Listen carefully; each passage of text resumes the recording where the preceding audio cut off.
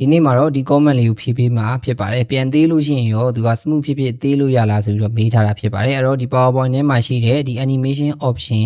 တွေအကြောင်းကိုနားလည်ဖို့လိုသွားပါပြီအဲ့တော့ဒီနေ့မှာအဲ့ဒါလေးကိုရှင်းပြပါမယ်အဲ့တော့အရင်ဆုံးကျွန်တော်တို့ဒီ020ကိုအရင်ကြည့်ထားဖို့လိုမယ်ပေါ့နော်020ကြည့်ပြီးမှဒီဟာလေးကိုလာကြည့်လို့ရှိရင်ပို့ပြီးတော့အချိန်ဆက်မိမှာဖြစ်ပါတယ်အဲ့တော့020ကြည့်ရင်ကျွန်တော်ဒီအောက်က playlist ထဲမှာကျွန်တော်တစုတစည်းထဲထားပေးထားပါတယ်ပြီးတော့မှဒါလေးကိုပြန်လာကြည့်ရင်ပို့ပြီးတော့အဆင်ပြေပါတယ်အဲ့တော့ဘယ်လိုမျိုးလဲဆိုတာကျွန်တော်ပြောပြမယ်အခုဒီမှာကျွန်တော်တို့ဒီ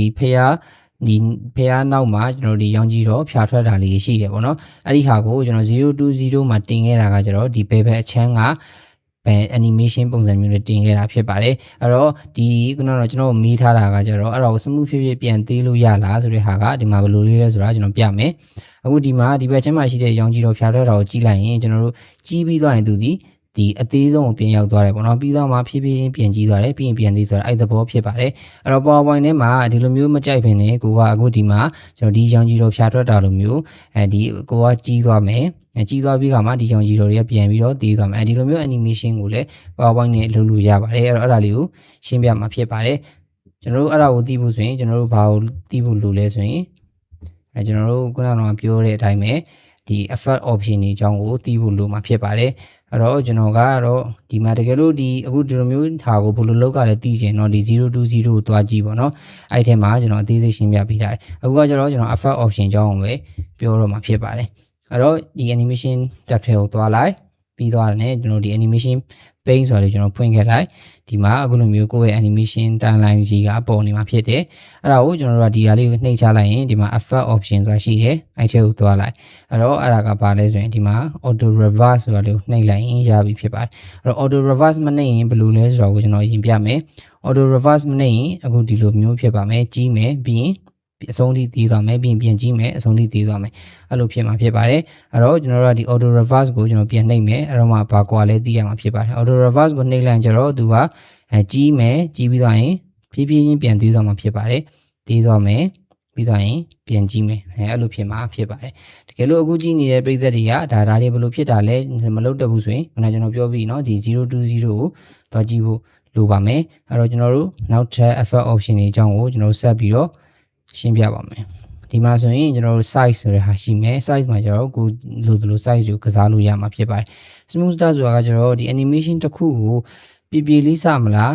းပြီးရင် smooth end ကကျတော့ပြေလေးအဆုံးသတ်မလားဘောင်းဆန်းကကျတော့ဘောင်းပြေအဆုံးသတ်မလားစတဲ့အကြောင်းတွေကိုပြောထားတာဖြစ်ပါတယ်အဲ့တော့ဒါလေးကိုကျွန်တော်နည်းနည်းလေးဒီမှာရှင်းပြပါမယ်တော့ဒါလေးကိုကျွန်တော်ဒီဘက်ဘေးလေးတစ်ခဏထုတ်ထားပါမယ်အရင်ဆုံးကျွန်တော်တို့ shape တစ်ခုအရင်ဆုံးထည့်လိုက်ပါမယ်shape ကိုကျွန်တော်ကတော့ဒီမှာဒီ swine shape လေးကျွန်တော်ထည့်ပါမယ်ထည့်ပြီးသွားရင်သူ့ကိုကျွန်တော်က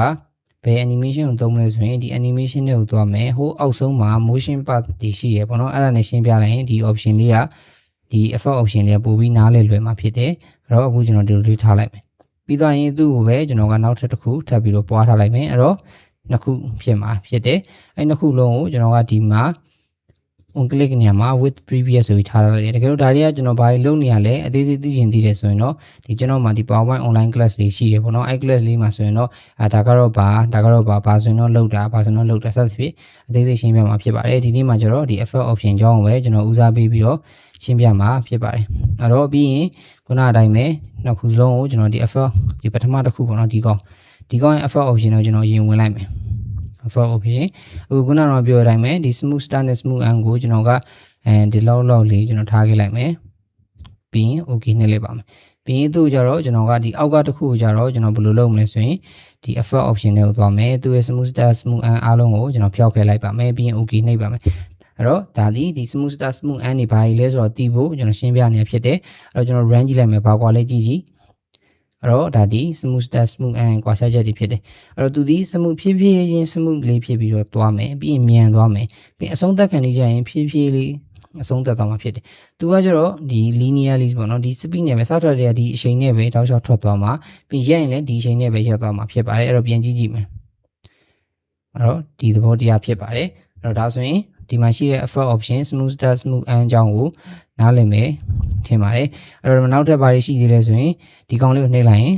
effect option ထဲမှာ hide after animation ဆိုတာရှိပါတယ်အဲ့တော့ animation ပြီးရင်ပျောက်သွားလို့ပြောတာဖြစ်ပါတယ်အဲ့တော့ဒါသည်ရှင်းရှင်းလေးဖြစ်တယ်ကျွန်တော်ဒီမှာ animation ပြီးရရင်သူဒီပျောက်သွားလိမ့်မယ်ကြည့်ကြည့်လိုက်ပျောက်သွားတာဖြစ်ပါတယ်အဲစားဆိုရင်ဒီ animation ပြီးတဲ့သူကရှိသေးတယ်ပေါ့နော်ဒီ option လေးကိုကျွန်တော်အမှန်ကြီးချစ်ထားလိုက်ရင် animation ပြီးတဲ့သူကဆက်ပြီးတော့မရှိနေနိုင်တော့ဘူးပျောက်သွားမယ်လို့သူပြောတာဖြစ်ပါတယ်အဲ့တော့မပျောက်ခြင်းမဲ့နဲ့အရောင်ပြောင်းချင်တာရတယ်မှာကိုကြိုက်တဲ့အရောင် animation ပြီးရင်သူဒီအဝါရောင်ပြောင်းသွားမှာဖြစ်ပါတယ်စသဖြင့်ရှိပါမယ်timing group ဆိုရင်လည်းဒီမှာ timing ပေးလို့ရဟာရှိမယ်ဒီပြောဟာနဲ့အတူတူပဲဒီထဲမှာ with previous ရှိမယ် on click ရှိမယ် after previous ရှိမယ်စသဖြင့်အမျိုးမျိုးရှိမယ် delete တွေကိုလည်းကျွန်တော်တို့ကစားလို့ရတယ် duration ကခုန2 second နဲ့ကျွန်တော်သွားထားတယ်ပေါ့နော်မြန်တယ်မကြိုက်ဘူးဒီမှာ manually 4 second ရိုက်ရှင်လဲရတယ်ဒါဆိုပိုပြီးကြာမယ်စသဖြင့်လုပ်လို့ရမှာဖြစ်ပါတယ်ပြီး repeat လုပ်မလားမလုပ်ဘူးလား repeat ဆိုရင်ကျွန်တော်ဒီကိုသွားမယ်အသွားပြန်မဟုတ်ဘူးနော် repeat တစ်ခေါက်နှစ်ခေါက်သုံးခေါက်အဲ့သဘောပေါ့နော်အဲ့လိုမျိုးရွေးလို့ရမှာဖြစ်ပါတယ်အဲ့တော့ animation ထဲမှာနောက်ထပ် test ကိုစာသားတွေပါလို့ရှိရင်လေစာသားတွေရော animation ထည့်မှာလားမထည့်ဘူးလားဒီ shape နဲ့တူတူလိုက်မှာလားမလိုက်ဘူးလားစသဖြင့်ဒီမှာလာပြီးတော့ရွေးချယ်လို့ရမှာဖြစ်ပါတယ်အဲ့တော့ကျွန်တော်ဒီနေ့ပြောပြခဲ့တဲ့အကြောင်းဒီ animation ရဲ့ option အကြောင်းဖြစ်ပါတယ်အဲ့တော့ဒါဒီ Boring PPT ရဲ့ daily PowerPoint tips and trick နံပါတ်021ဖြစ်ပါမယ်တရှိရဟာကြည့်ရင်သိရင်အောက်က playlist ထဲမှာတူတူစီးရထားပေးထားပါတယ်တကယ်လို့ကျွန်တော်ရဲ့ဒီ channel မှာရှိတဲ့ဒီ tutorial video လေးကတင်းတော့အကျိုးရှိတယ်ဆိုရင်ကျွန်တော် comment မှာ yes လို့မှန်းခဲ့ပေးပါဒီထက်ပိုပြီးတော့ကိုက PowerPoint ကိုသိချင်သေးတယ် PowerPoint ကကိုအတွက်အကြောင်းမှာရုံးမှာအရေးကြီးတဲ့ကဏ္ဍမှာပါဝင်နေဆိုလို့ရှိရင်တော့ကျွန်တော်မှာဒီ PowerPoint online class လေးဖွင့်ထားတာရှိတယ်အဲ့လေးကိုလာပြီး join မှုအတွက်ဖိတ်ခေါ်လိုပါတယ် February လ9 ရက်နေ့ကျရင်သင်တန်းစမှာဖြစ်တယ်သင်တန်းစလည်း30ပဲလက်ခံတာဖြစ်လို့အမြင့်ဆုံးလာဖို့ပြောလိုပါတယ်အဲ့တော့အားလုံးကိုကျေးဇူးတင်ပါတယ်နောက်ထပ်သင်ခန်းစာတွေမှာပြန်တွေ့ကြပါမယ်